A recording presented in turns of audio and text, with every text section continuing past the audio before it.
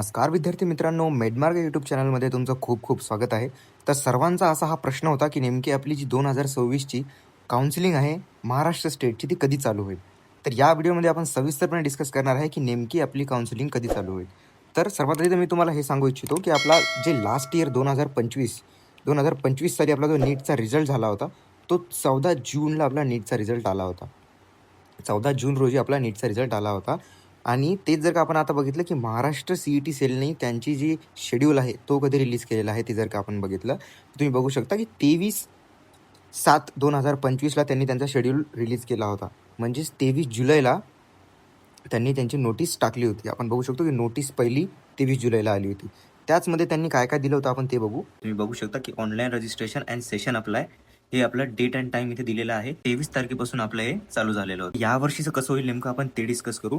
तर तुम्हाला मी असं सांगू इच्छितो की जी आपली MCC काउन्सिलिंग आहे, म्हणजे जी ऑल इंडियाची काउन्सिलिंग होते, त्याला आपण MCC नीट UG काउन्सिलिंग असं म्हणतो. त्याचं जे राऊंड 1चं रजिस्ट्रेशन होते ते 21 जुलैपासून स्टार्ट झाले होते. म्हणजे तुम्ही बघा, सर्वात आधी आपल्या MCCची काउन्सिलिंग चालू होईल.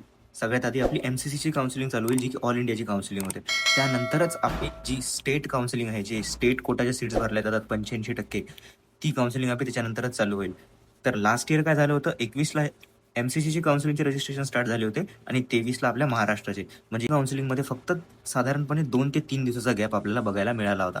पण यावर्षीचा आपण जर का विषय घेतला तर आधीच आपला जो पेपर आहे तो 1 महिना परत एक वेळ पेपर झाल्यामुळे डिले झालेला आहे. म्हणून काउन्सिलिंग ही आपली डिले झालेली आहे. तर लास्ट इयरचं बघितलं तर 14 जून रोजी आपला रिझल्ट आला होता. तेच जर का काउन्सिलिंगचं बोललं तर 23 जुलैला आपली काउन्सिलिंग चालू झाली होती. म्हणजे साधारणपणे इथे आपल्याला 40 ते 45 दिवस इथे लागले होते काउन्सिलिंग चालू व्हायला. या वर्षी काउन्सिलिंग कधी चालू होईल, तर सर्वात आधी मी तुम्हाला हे सांगू इच्छितो की सर्वात आधी काउन्सिलिंग आहे, मी तुम्हाला इथे खाली मेन्शन केला आहे हा स्क्रीनशॉट, ती 21 जुलैला चालू झाली होती. तर सर्वात आधी आपली MCC काउन्सिलिंगची डेट येऊ द्या. ती डेट आल्यानंतरच आपल्याला कळेल की नेमकी आपली महाराष्ट्राची कधी चालू होईल. समजा आपण एक अंदाज लावला की आपली जी MCCची काउन्सिलिंग आहे, जी ऑल इंडियाची काउन्सिलिंग आहे, ती 10 ऑगस्ट रोजी चालू होणार आहे. आपण जर का असा अंदाज घेतला तर आपली जी स्टेटची काउन्सिलिंग आहे, महाराष्ट्र काउन्सिलिंग आहे, ती आपली 13 ते 15 ऑगस्टच्या जवळपास चालू होऊन जाईल असं आहे. त्यामुळे सर्वात आधी आपली जी MCCची काउन्सिलिंग आहे, तिची नोटिफिकेशन येणं खूप जास्त इम्पॉर्टंट आहे. ती आल्यानंतरच आपण सांगू शकू की महाराष्ट्राची काउन्सिलिंग कधी चालू होईल. आपण जर का एक अंदाज काढायला घेतला तर जवळपास 10 ते 15 ऑगस्टपर्यंत आपली जी काउन्सिलिंग आहे ती चालू होण्याची शक्यता आहे, जर का आपण अंदाज घेतला तर.